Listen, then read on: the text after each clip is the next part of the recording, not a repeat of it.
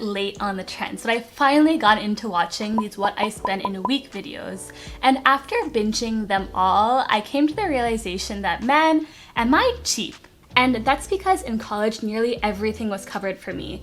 Our dining hall was all you can eat, transportation to Boston was free, I found all my textbooks online, and my only expenses were those times I'd go out with my friends or order late night Thai food. And then I moved to San Francisco. Once I realized that food can be very expensive, transportation costs can pile up, and basically anything I wanted to do for fun in the weekends was going to be pricey, I started my habit of being more cautious about my spending. And after moving out of SF, I've cut down my spending significantly as I've been saving up and launching my company and my YouTube channel. So I want to jump on this bandwagon too and share what I spend as a fledgling 23-year-old entrepreneur. Because I do work for myself and stick to a pretty consistent schedule, pretty much every weekday looks the same. A little something like this. I usually start the day at the gym.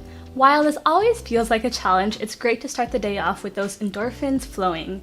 My monthly gym membership costs me $30 a month with a $49 annual fee. And I go to the gym around 5 times a week, putting my total to around $157 a day. After coming home from my workout, I start my day off with a mandatory coffee. I buy my coffee beans in bulk from Costco, which costs me $13 a bag and lasts me around 2 months. So this huge jug of coffee just costs me 34 cents. In the past, I used to have a huge breakfast in the morning. I've since stopped that, but if I'm really starved, I reach for some type of fruit or granola bar, which will keep me content until lunchtime.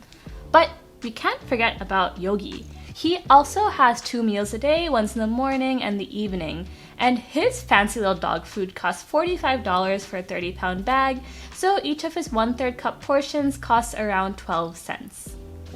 Okay, now that I'm fueled up, it's time to get to work, and every day I do something a little bit different between editing, writing, or filming. To edit my videos, I use DaVinci Resolve, which is a super powerful yet free software, and for my writing, I use Notion.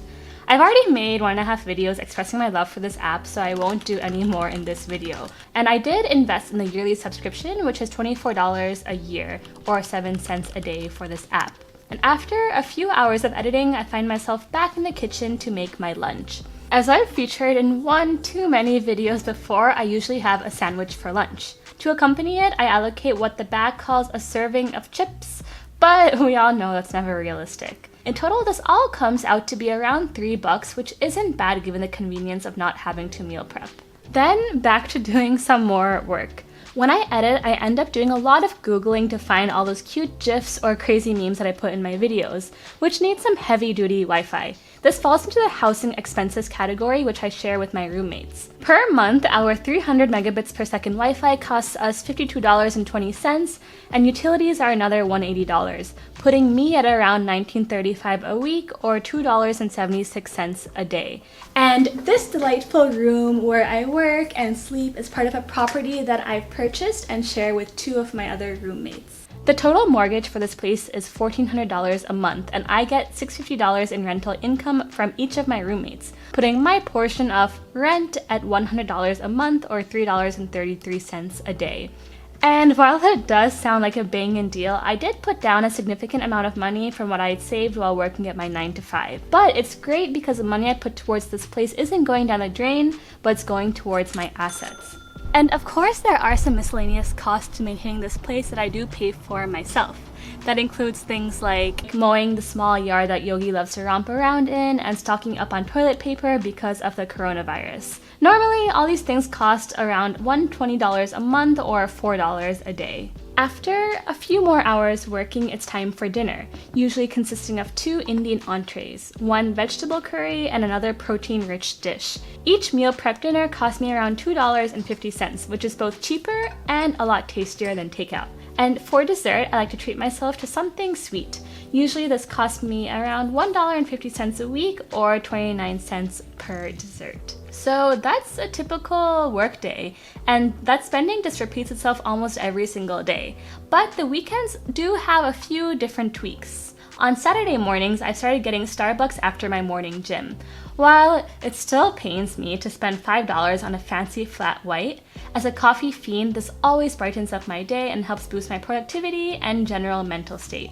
And to get to the Starbucks, gym, grocery store, or dog park, I have to drive. My car is a hybrid, so it averages 40 miles per gallon. Since I probably commute at most 20 miles per day, that means I'm consuming half a gallon per day, and with gas at $2 per gallon, that means my transportation cost is just $1 a day. On to the final day, Sunday, which is my off day. In the past, having a day off would mean a crazy amount of expenditures, maybe for boba, going out for shows, or ordering in. But now that most of my friends are a few states away, I can save all my money and have calm, inexpensive days to myself, an introvert's dream. And I like to go out, and by out, I mean the grocery store.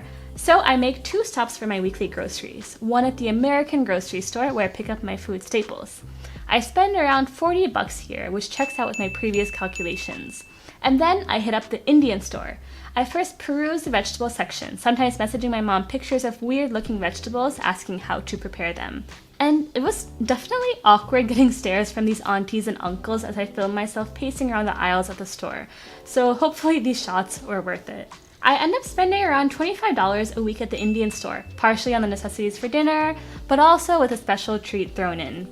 And yeah, that's my last major expenditure of the week. This was a pretty interesting exercise to do because even though I know that I'm pretty cheap, it was really cool to take a magnifying glass and actually inspect my weekly spend. And the biggest change that's happened since last year till now is that I'm actually excited to follow this routine and, dare I say, budget.